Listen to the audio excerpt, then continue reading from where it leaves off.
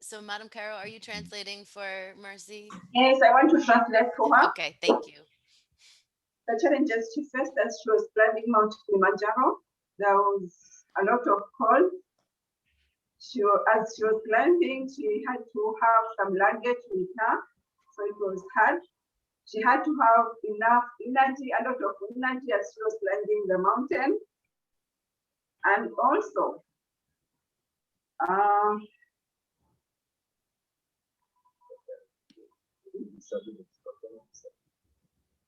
the disabilities, the challenges concerning the disability she has, there is rejection from the community. She's being disrespected. She's not valued. She's also missing some friends. And she is struggling with the disability. She's the only one who is struggling with the disability in the family. People have no patience with her. She wants her to do things in their pace, and she has to do them slowly at her own pace. So people don't have patience with her. So those are the challenges she's having. She faced as she was climbing Mount Kilimanjaro and as she's living with a disability. Great. Thank you so much for sharing that. Leonard, how can, yes. This is a question for you. How can a culture mitigate a disability? And or how has the climb affected your community? Thank you so much for that question. This is my response. The ideas, customs, and the social behaviors of a community are always building up to the perceptions and beliefs that community has towards people with disabilities. Many times when these perceptions and beliefs are negative, then what happens is that they lead to a lot of introgressive activities or behaviors towards people with disabilities. For instance, if the community still believes that witchcraft, curses, or demons are causes of disability, then you can imagine how much that would affect the lives of people with disabilities in terms of stigma, discrimination, as well as all forms of social justice to people with disabilities. But again, it is the same community with their cultures that can change the situation or can make the situation about disability to be less. First, by addressing those beliefs and attitudes that they hold, so that they can see the truth, the reality, the abilities of persons living with disabilities. By so doing, these people will now have a change of mindset and look at people with disabilities as people who can be valued, people who can be accepted, people who can be loved. And if such a situation, when we get to such a situation, we shall find that people will show passionate and they will also come up with inclusive responses to disability. That's why I'm saying it's the same community and their culture. When addressed, given the right information, then we can reduce the effects of disability, as from the time they saw it to be very strong, we shall have reduced it. People will be very positive towards persons with disabilities. Now, the next question is about the climb. It was very interesting because at first, when we were sharing this story of 3 children or 3 students climbing Mount Kilimanjaro, it appeared like something impossible. How could Mercy climb that mountain? How could Hassan or Fumo climb that mountain? But when they made it, they came back. It has really changed the perception and attitudes of several people, particularly when we share this story of these 3 students climbing the mountain, you find that people are now realizing that they have abilities, they have talents, they can as well do any activity that they are given by like any other person. So it has really, really changed the perception right at the school where these children were, and even in the community where we share this information with other people. And even other people would also want us to share the stories all the time about these 3 students. So I believe it has had a lot of impact as far as the perception and beliefs that people have towards disability. Thank you. Thank you so much, Leonard. That's very, very inspiring. This next question is for Fumo. What would you want us to know about how this experience has affected you?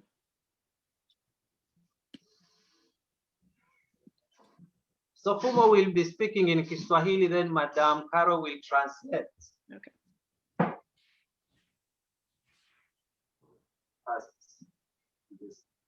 Nilisikia kwa kitabu kuna Mount Kilimanjaro, nilisoma. Next nikapewa nafasi, nikaenda kuona, nikaupanda, nikashuka. Ni kielelezo kwa wenzangu. Mimi ni kielelezo kwa wenzangu, naweka moyo. Ya mwisho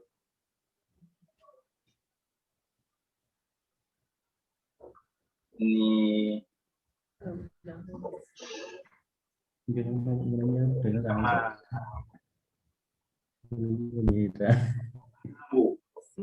wanaweza kama mimi nimeanza, wenzangu wanaweza, ulemavu sio kutoweza. Okay, Fumo is saying, at first he only heard about Mount Kilimanjaro and he learned about it in school. But later he was given a chance to go to Tanzania. He saw the mountain, he climbed and climbed down. After climbing down, he felt very happy and is even proud of himself.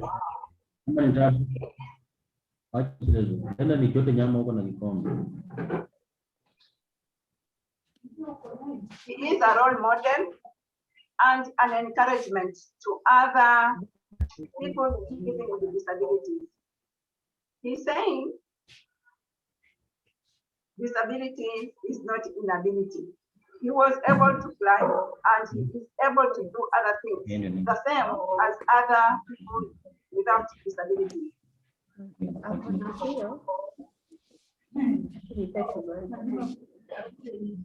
Great.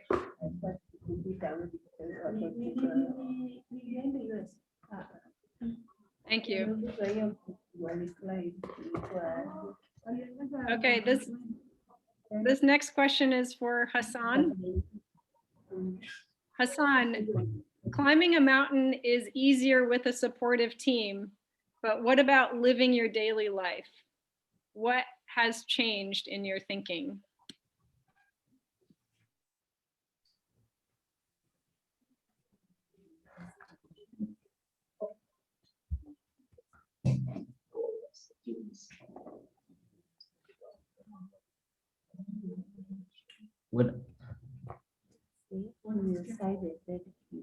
Yeah, he'll be signing, then I'll be interpreting. Mm-hmm.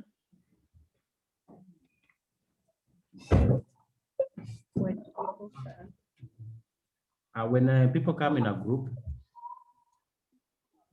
like when we went in Tanzania and we're climbing the mountain,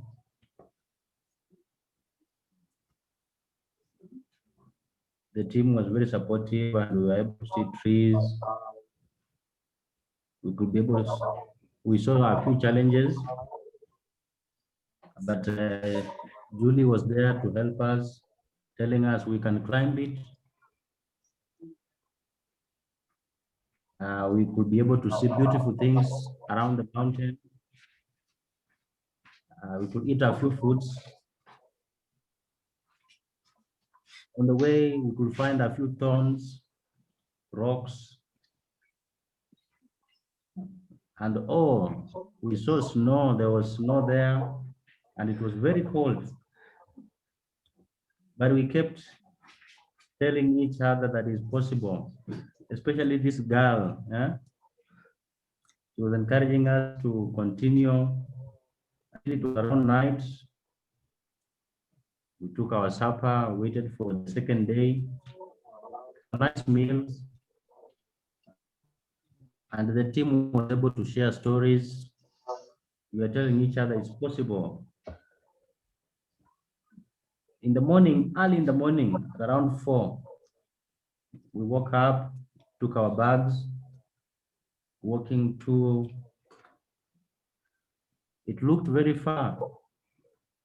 There was a lot of wind. In fact, the body was becoming weak.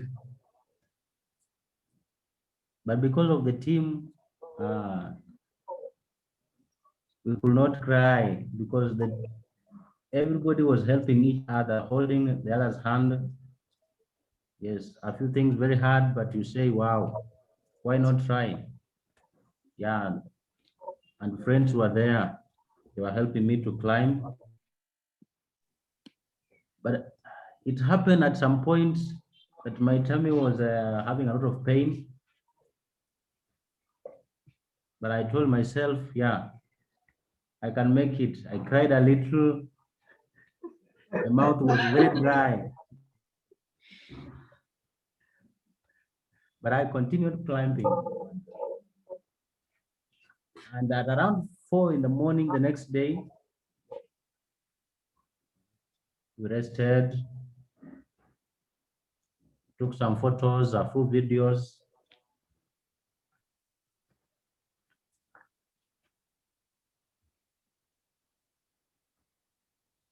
Moshi was near, a town called Moshi. But we walked.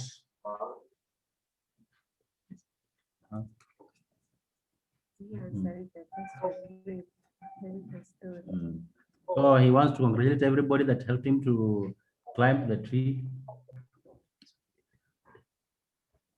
Yeah. So I was the only deaf, but because of the team, I was able. We had several friends. So same in life. When you have a supportive family, when you have supportive teachers, yeah, when you have friends, they are able to help you.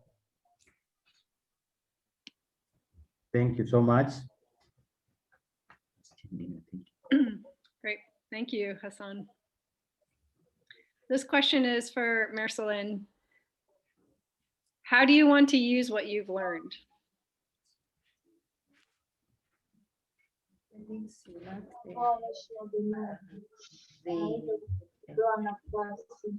Watu ambao wanaishi na ulemavu wanaweza kutoa talanta.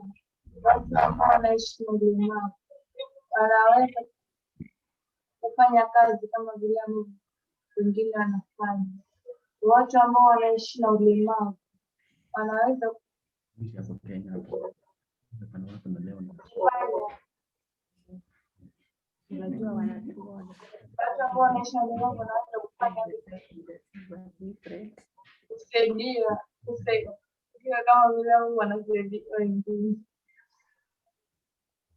Martin says, I want to inform people that people living with disabilities want to be given an opportunity because they have talents.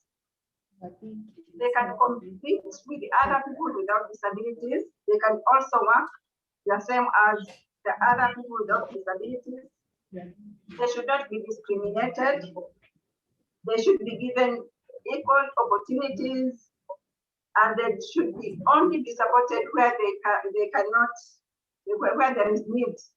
Where they cannot be perception. able to do, there they should be supported. Otherwise, they should be given a chance to try.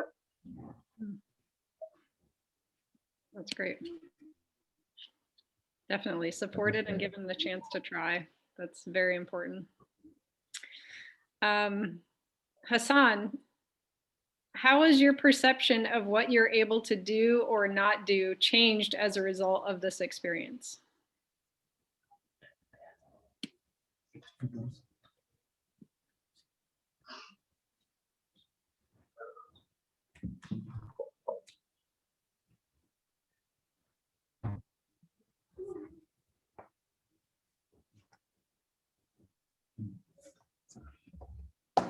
Yeah, he's saying that after I climbed the mountain, I believe that now I can do anything what a normal person can do, irrespective of the disability.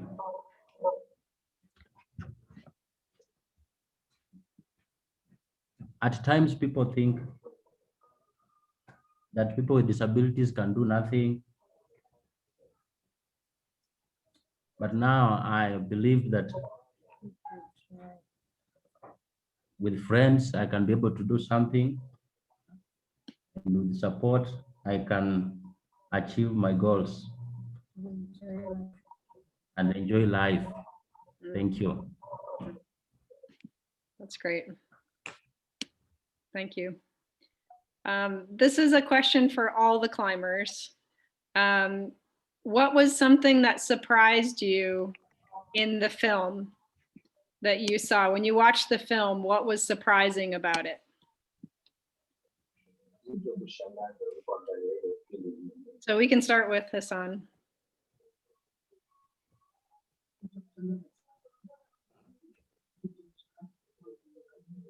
When I was in Tanzania, I was surprised that I had crossed my borders. And I was also surprised to see the snow. But what surprised me most was helped me to do something that I could not have achieved alone.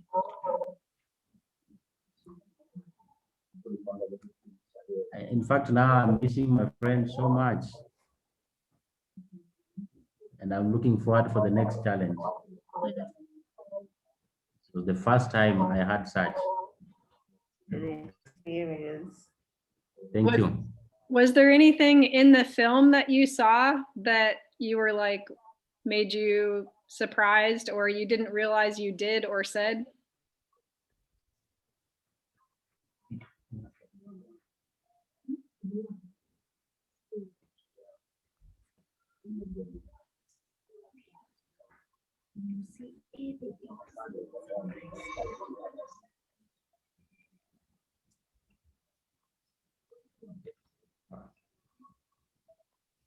They are watching with the family.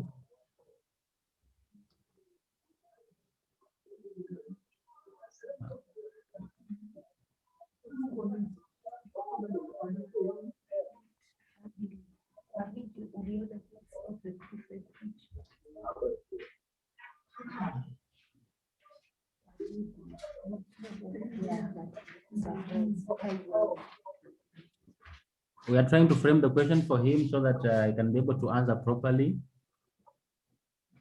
Yeah.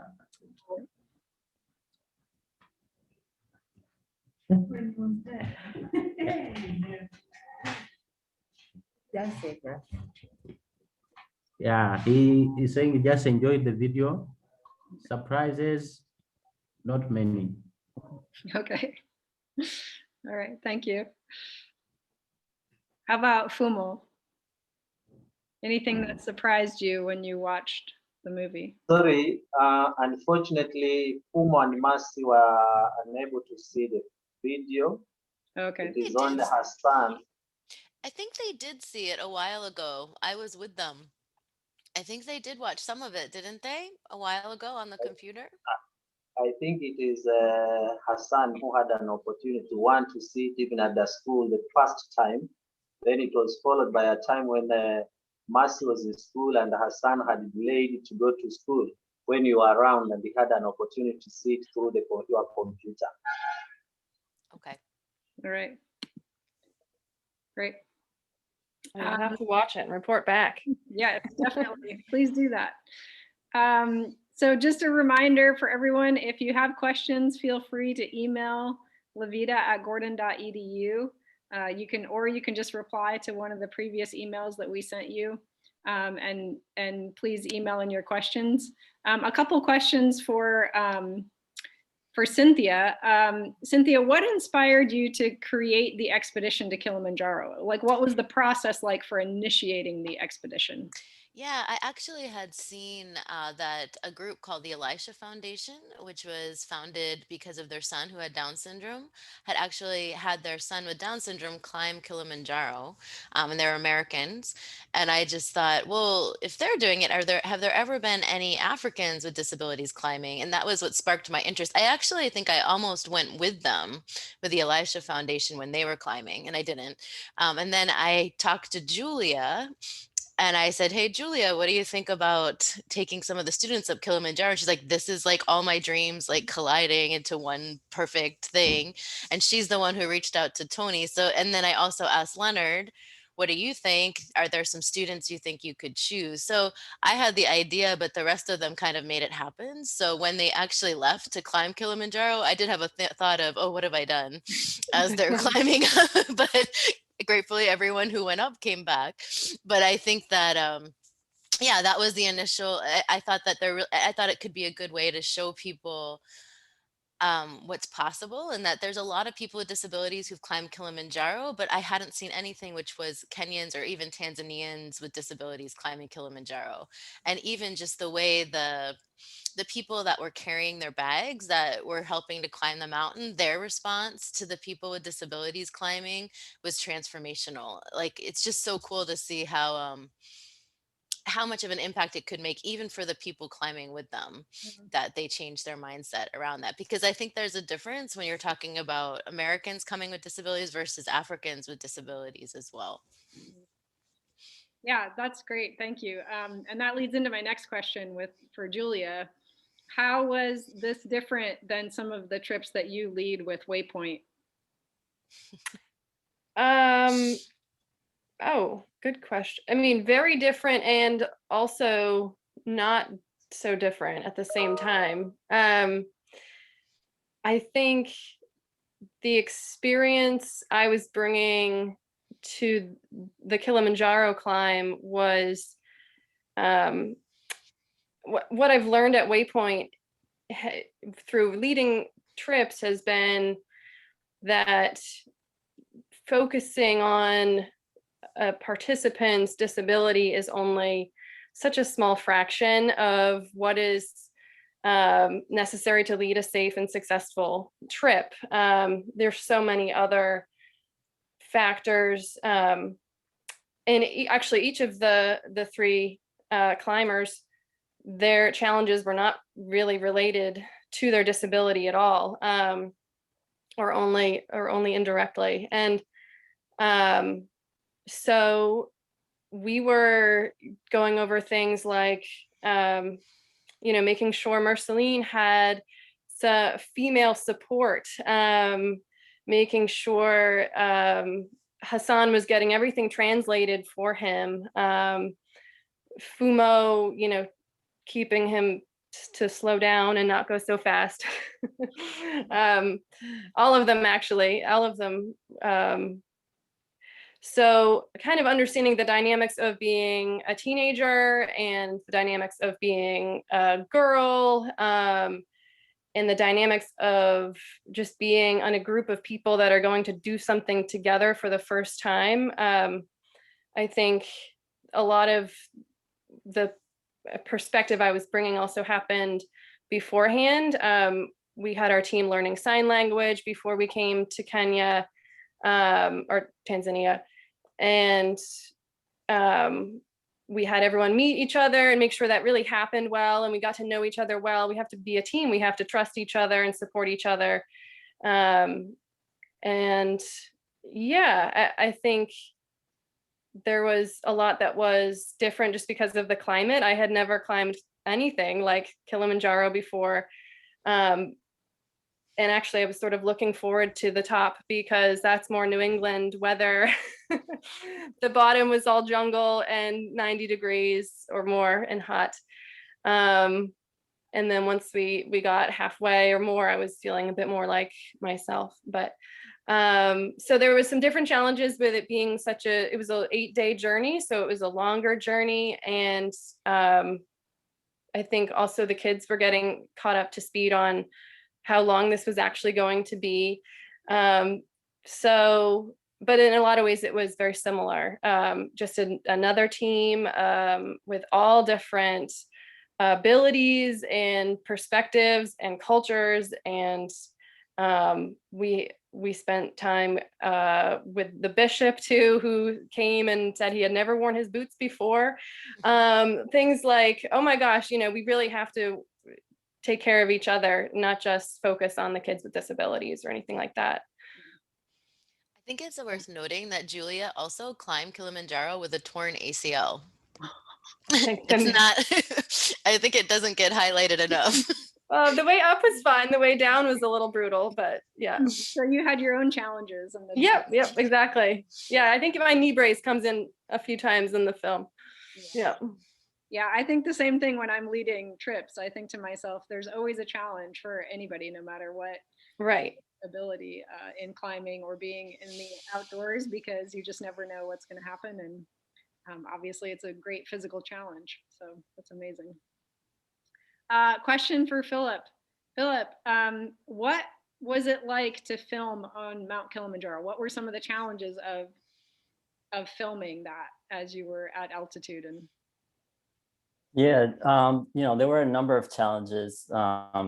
Filming any documentary, you never sort of know what might come up, but especially when you factor in being at altitude, trekking 6, 7, 8 hours a day with headaches, trying to hike, ahead of the team, kind of going back and forth. That was definitely something that I'd never experienced. And so trying to, I think the physical aspect of it was definitely sort of the big challenge. And going into it, myself and Justin Francis, who filmed with me, we wanted to make sure that we were, physically up to the challenge. And so we did a few test hikes around Los Angeles to kind of make sure that, we were ready for that part of it. But then there's also the things that you can't really prepare for. One being the cold. We had spent a lot of time preparing for the summit shot and sort of planning how we were going to capture that. And then we arrive at the top, and there's a ice storm and both of our cameras instantly shut off. And so that was something that we sort of thought may happen, but we were hoping that wouldn't happen. And so thankfully, in that moment, we were sort of just had to grab our iPhones, and one of the hikers had a GoPro, I think, that we used. So some of those shots at the end, the sort of like peak of the whole film, we had to kind of improvise. And luckily we were able to get those shots, but there's a lot of things like that where you just sort of have to roll with the punches and just do the best you can. And to speak to that, part of the advice is on Kilimanjaro is to go really slow the whole time, and that helps you succeed. So yeah, for Phil and Justin, they had to be careful, but also go fast to get ahead of the team and then come back. And so it was a lot more work for them. Yeah, that makes me wonder about the amount of weight you were carrying.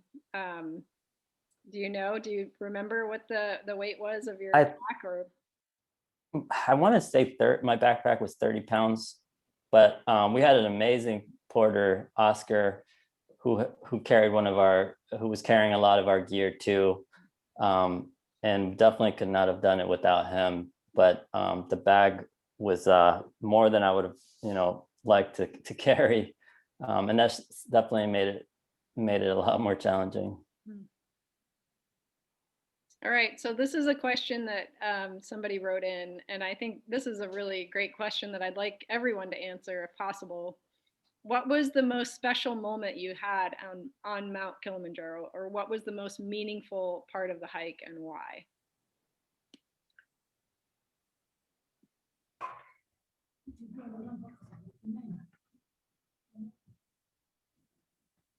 Hassan might be ready to answer that. Okay.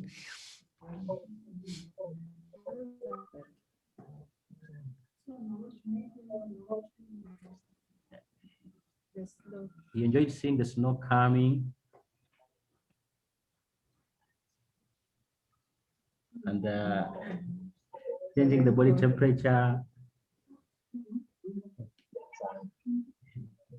Could even desire to have like 4 sweaters or jackets. He had 3 trousers, but the cold was piercing through. But the most interesting part was the support that he was having from the friends, holding each other, almost crying, but holding on. The body was so weak, but because of the teamwork, every friend was asking, do you have any problem? Do you have a challenge?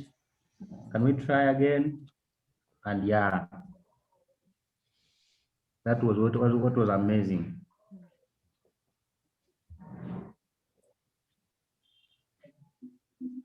Thank you.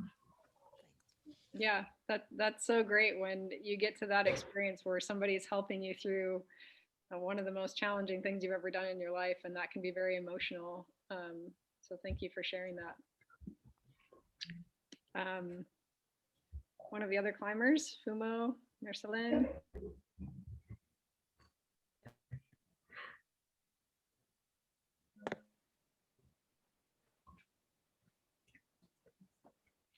And can we angle the camera to see Mercy too? We're sort of just seeing Madame Cara and Fumo. Nice. Yeah, there we go. Yeah, do Mercy and Fumo understand the question? No, can you ask the question again for them to understand? Definitely. So the question is, what was the most meaningful part of the hike for you? A meaningful moment, something that you, yeah, carries a lot of meaning and emotion for you.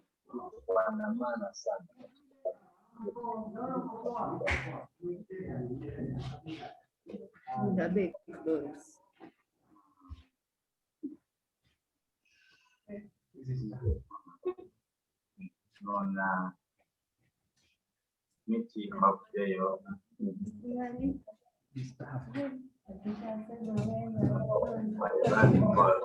yapanda.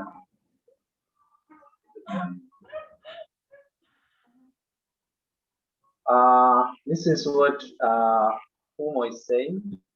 During the climb, he saw things he had never seen before, such as seeing very big trees, the giant trees on the top of as they were climbing, and also experiencing the cold, which is something he had not ever also had because he's coming from a very hot place.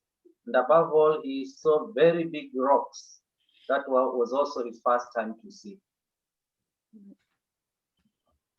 Yeah, nature is fantastic. Some of those moments are amazing, to stand on top of a mountain and look down and see all of creation.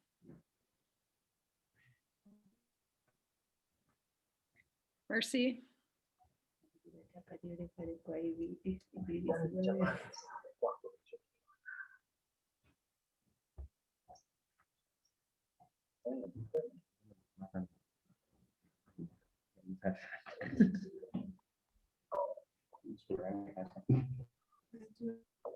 Okay, she's still thinking. Okay. I think Somebody the story. else answer. So, Julia or Philip? Sure. Oh gosh. I mean, there's so many. I think the moment that sticks out for me is,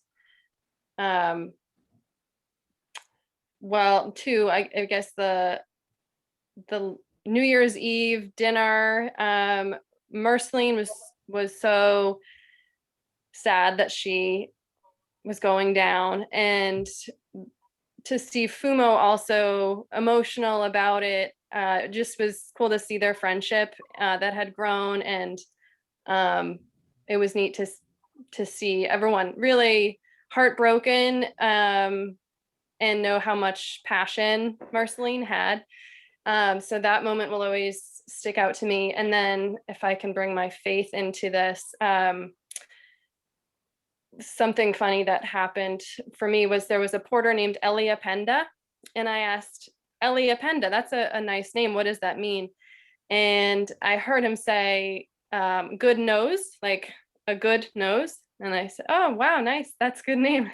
He said, no, it means God knows. And oh, that makes more sense, God knows.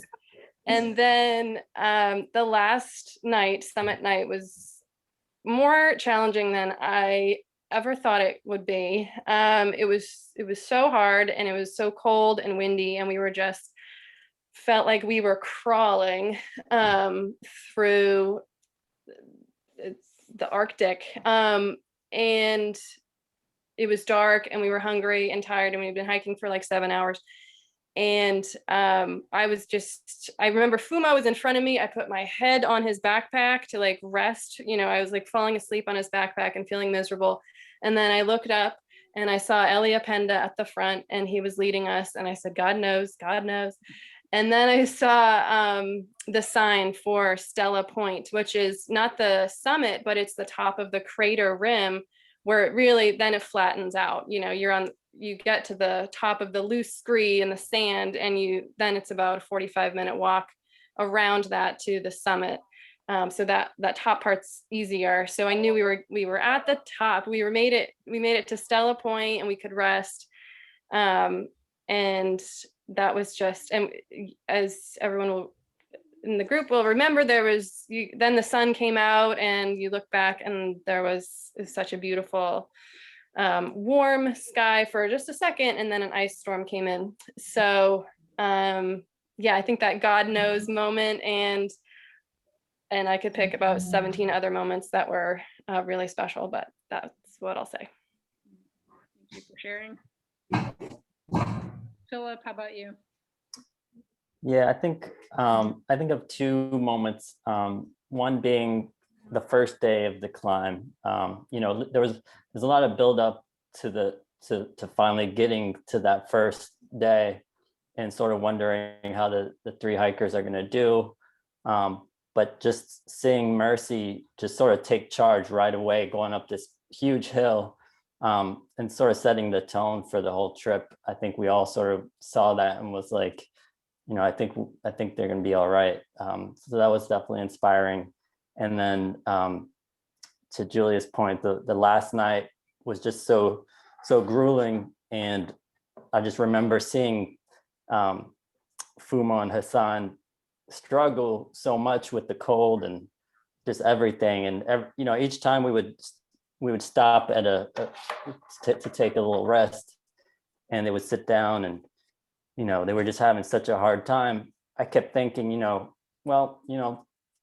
made it this far, that's pretty amazing still. And, there'll still be an amazing story to tell. And each time thinking, it might not happen, but, they're like, what they're going through right now is just amazing, that they keep pushing, and they kept going and kept going and kept going. And just seeing just how they never gave up, to the very top, which is so inspiring to watch. And yeah, I just think, they're just all heroes to all of us, and just proud to be here with them right now. And a few other Americans on our team had to go back down too. Summit night was a big challenge. Nice. Thanks for sharing that. Mercy, did you have anything?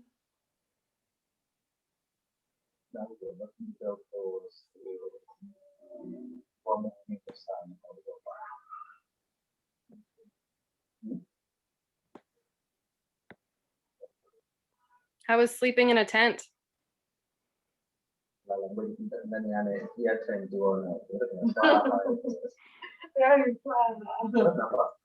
Okay.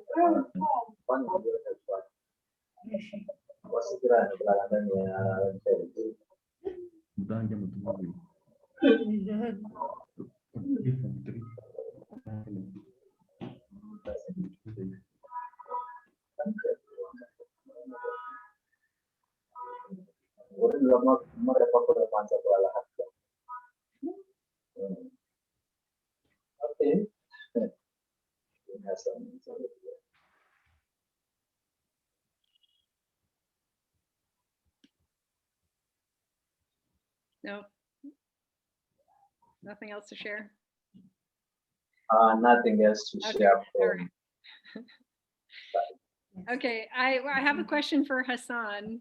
Somebody asked, in the video, you appear to be singing a song in sign language, and then it appears that the class sings, signs and sings the same thing. Can you tell us what was being said? It appeared to end with a raised fist. I don't know if you saw that part of the video, Hassan, but. Oh, and Cindy, you're muted if you're trying to. Which one?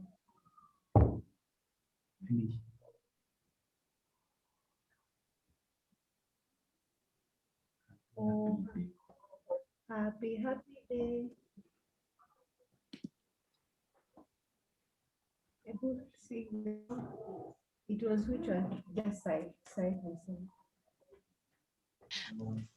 I'm not sure Hassan knows what it is, but Okay, I can tell you. okay, go ahead. But I want to hear what Hassan had to say. What was Hassan saying?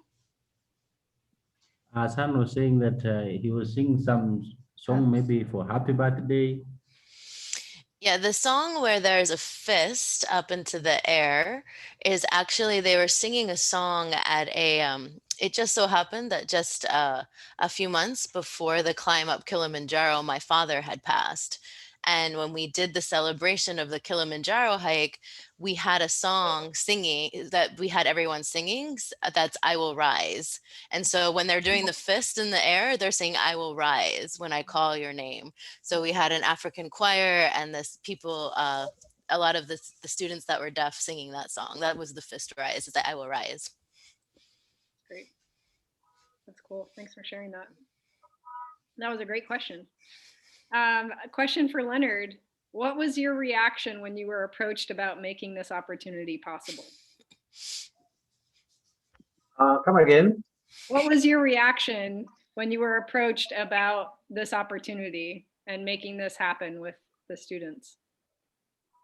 Thank you. That's a good question. Indeed, I was so happy to learn that these 3 students would be climbing Mount Kilimanjaro.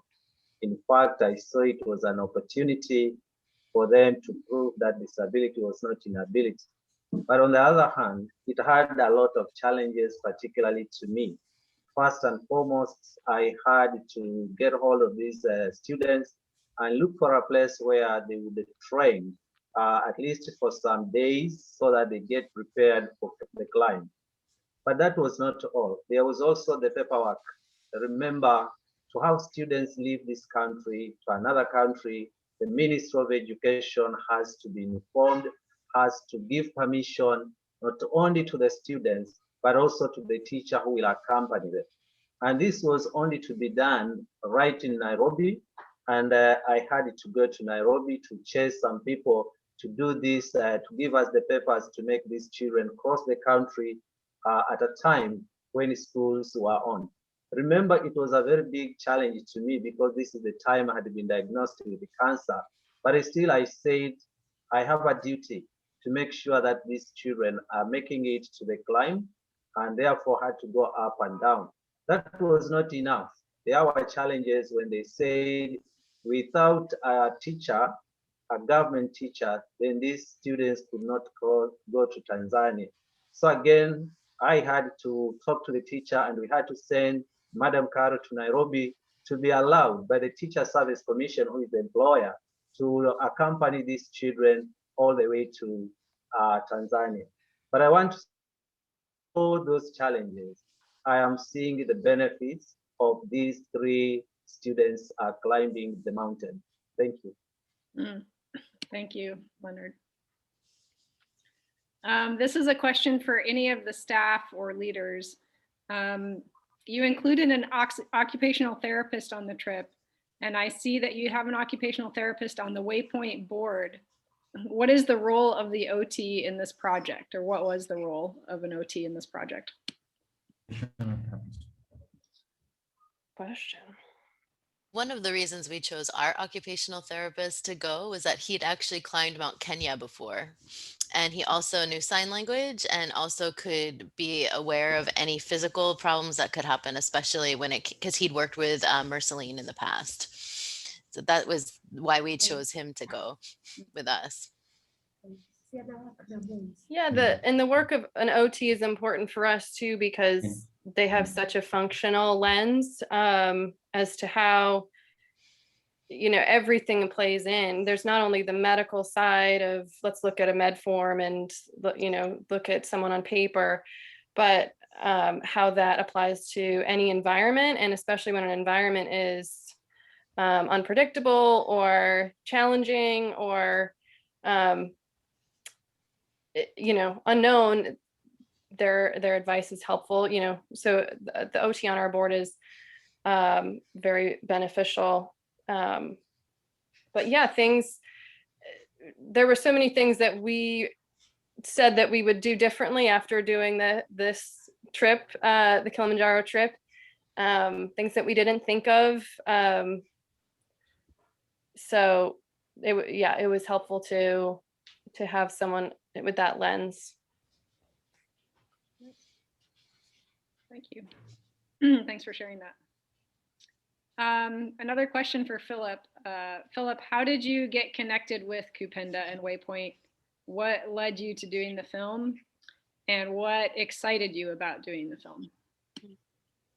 So I met Cindy, I think in 2003, while working on a different documentary with some friends of mine, Adventures for the Cure, and they were raising money for Kupenda by cycling across the country on fixed gear bikes. And so I got to meet Cindy, I think in New York before that trip, and learning about what they were doing with Kupenda, and just was really amazed by, you know, the work that they were doing. And so we did a small little piece about them on that project. And then over the years, we sort of kept in touch and reconnected about 5 years ago before the trip. And I was actually talking to Cindy about doing a different short doc about Kupenda and their work. And she mentioned to me that they were planning this trip up Kilimanjaro. And so, you know, I asked them if they were filming it, and they didn't really have any plans to. And, you know, I knew that was definitely something that needed to be documented in some capacity. I wasn't quite sure right away that was the project for me. You never climbed a mountain. I'm not the most outdoorsy person. But, you know, after talking to her for a little bit, it just seemed like it's just something you couldn't really pass up on. And, you know, hearing Mercy, Fumo and Hassan's stories, and how, you know, they were already, you know, role models to their communities. And, you know, there's just so many stories trying to tell their stories, Cindy's story, Leonard's story, and then sort of the backstory of how Kupenda, you know, came to be. All of that just, I felt like, made for a great film. And you know, we were able to raise money, climb the mountain and go to Kenya for interviews came back to Los Angeles, shared the footage with some producers in LA. I have to shout out Ryan Schwartz if he's here listening. You know, they saw the footage and, you know, fell in love with Kupenda and the story as well, and said, you know, this really needs to be a feature film. And so we were able to go back, do some follow-up stories, and yeah, and here we are. That's great. Thanks for sharing that, Philip. Mm-hmm. Journey. I'm so glad that you did document that and climb up that mountain with them. It's amazing. Cindy and Leonard, I don't know where Leonard went, but He does disappear a lot. That's just what happens. Yeah. Some questions for you about how do students in Kenya or children get involved with Kupenda? I know in the film there's a lot of Leonard going to households and talking to families. I'm just wondering what the process is now, since you've been going for several years, and you know, with the film, if that's generated any interest from parents in the community, and how, just basically how that process works for children to be involved with Kupenda. Yeah, so in the last few years, Kupenda has grown quite a bit. One of the biggest strategy that we have for reaching so many children with disabilities is actually working with community leaders like pastors, like the bishop you saw on the climb, but also with families, government leaders. We also have been working with traditional healers, which Phil got some amazing footage of as well, because Kupenda's mission is transforming harmful beliefs connected to disability to those that improve lives. And we do that through these community leaders, which can't always be articulated through this film because the film wasn't a promotional for Kupenda. But when we can actually change the stigma of these community leaders, we do this through 1-day workshops where we talk about, like, you know, depending on the group, if it's a group of pastors, we talk about what does the Bible really say about disability, changing the attitude of, oh, all people with disabilities, the only purpose of the church is to heal them, or to say, like, you know, a lot of times God doesn't heal, and talking about what the Bible really does say about including people.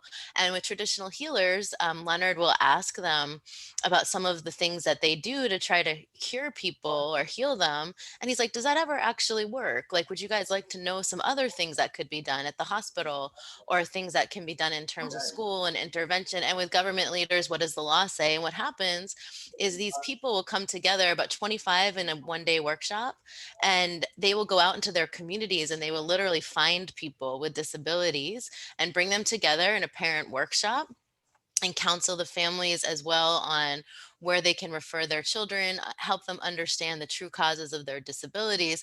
And in some ways, especially during COVID, because we've been extremely proactive about this, we've almost created a problem for ourselves, in that we're finding so many children and trying to connect them to existing networks and realizing that existing services aren't always there for them. And so what happens is these community leaders will come together, and we've had them form schools. We've had them try parent support groups form that come together to raise funds for their children's health needs. And that's how in Kilifi County alone, there's 1.2 million people with 1.2 million people, which means at least 100,000 kids with disabilities. But if in the world there's over 1 billion people with disabilities, and the problems are great. And so one of the things we're also doing is sharing with other organizations around the world about what we're doing around disability, because disability is often an issue that's not discussed, even in work where people are dealing with the most marginalized. And because of that work, last year we started 20 years ago with 15 kids getting some education, and last year our impact was around 74,000. Wow, that's amazing. And you have some in other countries that you mentioned?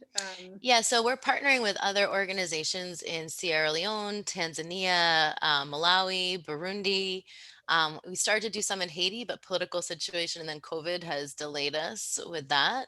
And we're doing that in terms of partnering with other organizations already on the ground to help them be more inclusive of disability in their work. So we're not necessarily coming and starting Kupenda all around the world, because just like in education, whenever possible, disability should be inclusive, where people are actually with other kids without disabilities. We believe that to be true for development work. If you're an organization that cares about women issues, if you care about poverty or education or outdoor activities, you want to be sure, are you ensuring that people with disabilities are included in that? And I know that's one of the big reasons that for the 50th anniversary of La Vida, you guys wanted to highlight disability and outdoor education, because that is something that the founder had considered at the beginning, right? Yes, yeah. So Rich Openchain took a group of people with disabilities on a La Vida experience, and Julia has also been on one of these La Vida experiences with Waypoint, and she can tell you the challenges that presents, obviously, of going into the wilderness and doing, you know, 7-day treks, canoeing or hiking, whatever that looks like. And it's amazing to see that this opportunity is just very easily accessible to those who don't have disabilities, but what does that look like for people who do, and how can we make it more accessible to them? Because it is a life transforming experience for everybody who goes on this. They can pick something that they learn from that experience about themselves, about each other, about their spiritual walk. So yeah, we're very passionate about making this an inclusive experience for everybody, and so that's why we're partnering with Waypoint, of course, to help that happen as well. And hopefully that'll happen in the future. Again, more partnerships. Yeah, so that's great. Couple more questions that we had come in for the climbers. The question is, where are you now? What are you doing now? So if you wanted to share, maybe Hassan can go first, since he's right there, and I don't know where Fumo went off to, but maybe he'll come back. Mereyline can answer for Fumo. Okay, there we go. I'm now in school, and the major activity is learning.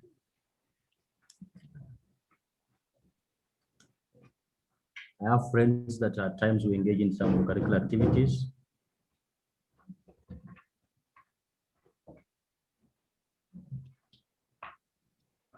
Occasionally, I do football, volleyball, but mainly it's learning. Thank you. Great. Hassan, I think, is in his first year or second year of secondary. He's now in his third year of secondary education. Third year. So he's in his third year of high school. Okay. Yeah. That's great. Mercy, anything to share? It's already 7.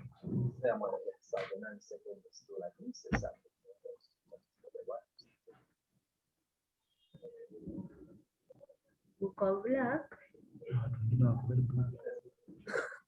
Regions are black.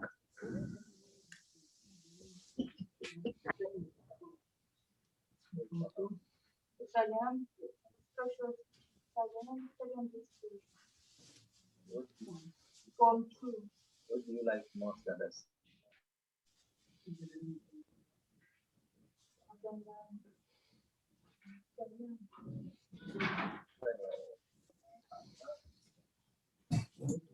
Let's say louder so that they hear. You like what? Yeah.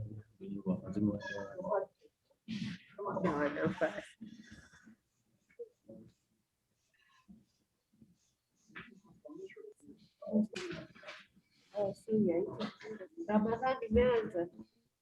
Bado. Safari.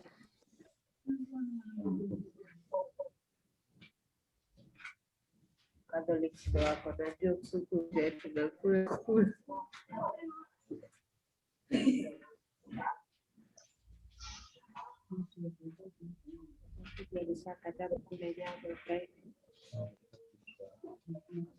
Basi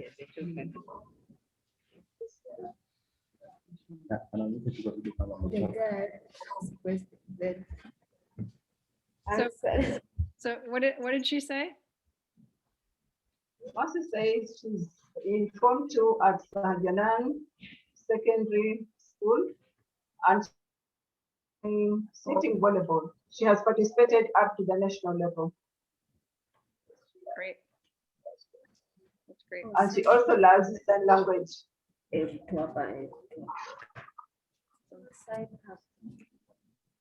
Great, thanks for sharing. What about Fumo? Update on Fumo, what is he doing now? He's gone. Remember, it's getting a bit late, and Yes. he has to travel.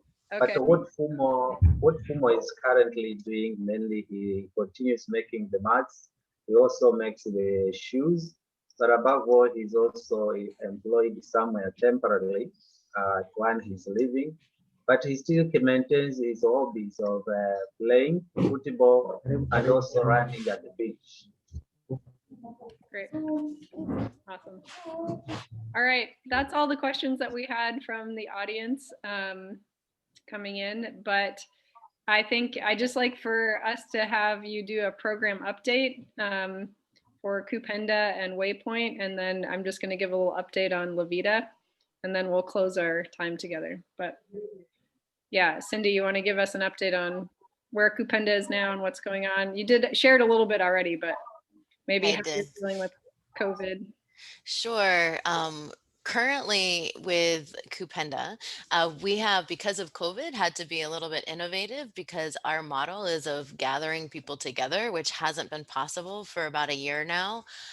So we've actually, one of the big things we've been doing is we've helped to develop an app where people can actually check in with the different families, and the community leaders can as well, to actually make sure that during the pandemic, when people were at home, they weren't getting food, that we were actually getting food and nutrition to the people that needed it. And what happened during that process is we found more kids that needed support services. So one of the things that we're trying to do right now better, and we're doing these trainings right now, is to actually train our community leaders to actually be more able to do the kinds of things that Leonard and Madam Caro do on the ground, so that they have more information about disability, they know more about where to refer them, because as we get more and more kids, it becomes more and more difficult to be sure that we're supporting their needs. Leonard, do you want to add to that in terms of a program update with Kupenda and Kuhenza? Yes, apart from the app, as you have already mentioned, that we have identified more children during the pandemic to reach to these people, either through the app, so that these children can get the services. At the same time, as we have identified these children, we really need to engage the government and other stakeholders who are service providers, because with such a large number, we as Kupenda, Kuhenza may not be in a position to provide all their needs. But we understand there are so many stakeholders, they only need to be reached to be told what is happening. And I believe at the end, these people will come on board to support these children with disabilities in the various parts of Kilifi County. And we're also becoming a part of a lot of international forums these days. We're now part of a UN forum in this last year, as well as others, where we're sharing the stories of people like Hassan and Mercy and Fumo, and actually helping other organizations, like I said before, to be more inclusive of children with disabilities and families. And we're going forward with that this year and into the future. So it'll be interesting to see what happens as we're actually using our experiences in Kenya and other countries around to actually inform how international development agencies can be more inclusive, which has a much bigger reach. So what can people do now if they want to get involved and help with Kupenda? What are some of your needs or ways that people who are listening can be involved? Well, if people could go to kupenda.org, you can see the various details of ways that they can, of course, provide funding, because we're a nonprofit, so that's always part of it. Also, ways that you could share the documentary possibly in smaller groups if you wanted to host it in the future. If you wanted to have any kind of a fundraiser, we have a new platform where people can actually form fundraising teams. We're also willing to come in and right now, mostly virtually, and share with any groups that you might have about the issues facing people with disabilities, especially in low-income countries, and other ways you can get involved. We also have a sponsorship program where you can sponsor a child for just $30 a month, which is less than $1 a day, and every little bit helps. So anytime anyone's interested, just again, go to kupenda.org and you can get more. And always feel free to just reach out to us individually if you'd like to talk to us more about how our programs work. Great, thank you so much. Julia, how about Waypoint? You have an update? Well, unfortunately, no international trips are on the horizon. We would love to do another partnership with Kupenda someday and climb Kilimanjaro again. But Waypoint has been, we've adjusted our group size is sort of the biggest significant change. You know, this summer we did a lot of private lessons. people were feeling really isolated and needing to get outside. And we started a gear rental program where we could rent out our off-road wheelchairs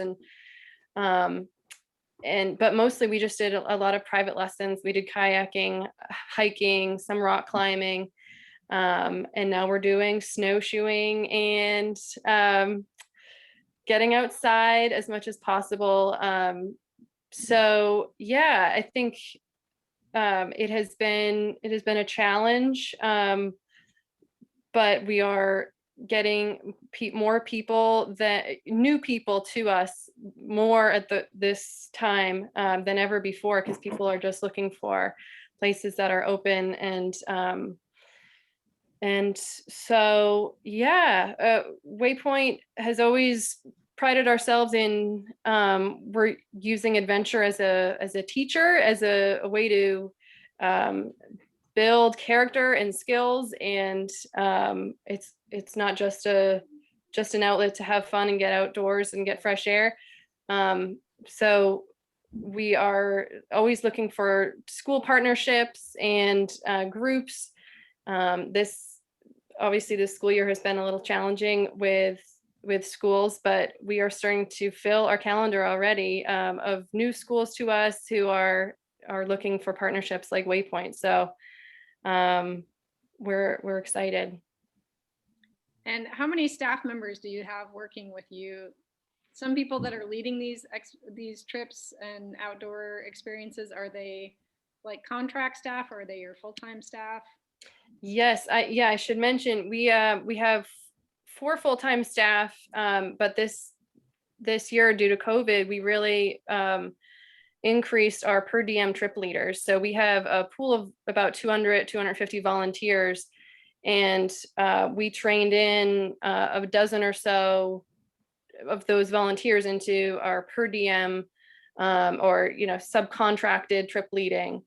And so we've had a lot of people come from our volunteer pool to start getting paid to lead trips, and have formed good relationships with participants and have led 10 hikes or so over the last few months.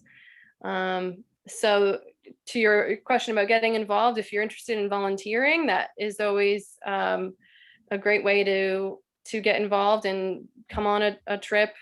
And then we have a per diem pool as well of folks who are getting trained in on our policies and procedures, and are leading small groups or private lessons. And also, yes, we are a nonprofit as well. So if you're looking to help out in any way, yes, you can go to our website as well, waypointadventure.org, and browse around as well. Thank you. Great. Just an update on La Vida. So La Vida, we're definitely planning on running our spring and summer programming both here in Wenham and at the Gordon College campus, but also up in the Adirondack Mountains where we have a base camp. This winter, we've been doing programs with our Gordon students, but we're excited to open up to the wider community this spring and summer. We're in the process of building a new challenge course, and we're excited about adding some new features and training that will make our course more accessible. We're planning on partnering with Waypoint, hopefully to offer an adaptive climbing in our rock gym. And all of this is possible because we have a strong base of supporters like you who care about the program and give to support our efforts. So we're just so thankful for all of you who could join us. And in closing, I just want to say thank you to our panelists for joining us. It was a pleasure to have you here today. Thank you for those who worked so hard behind the scenes to make this event possible. We look forward to hearing more stories of how Kupenda and Waypoint and La Vida programs are impacting participants in their communities. For those of you who want to participate in any of our La Vida programs or Waypoint or Kupenda, volunteering your time or resources, you can email us at lavida@gordon.edu, and we can send you more information or pass you on to the people who can give you more information about that. Just thank you so much for joining us for this discussion, and we hope that you were inspired by these stories, and we hope to hear from you again. We'll be sending a follow-up email with some connection information for all the programs, so if you would like to connect with us and stay connected, please reach out to us and respond to those emails or click on our websites. So thank you all for joining us. Thank Thank you, you. Thank you. Abby. Bye. Bye-bye. Celine, Hassan, bye. Bye, guys.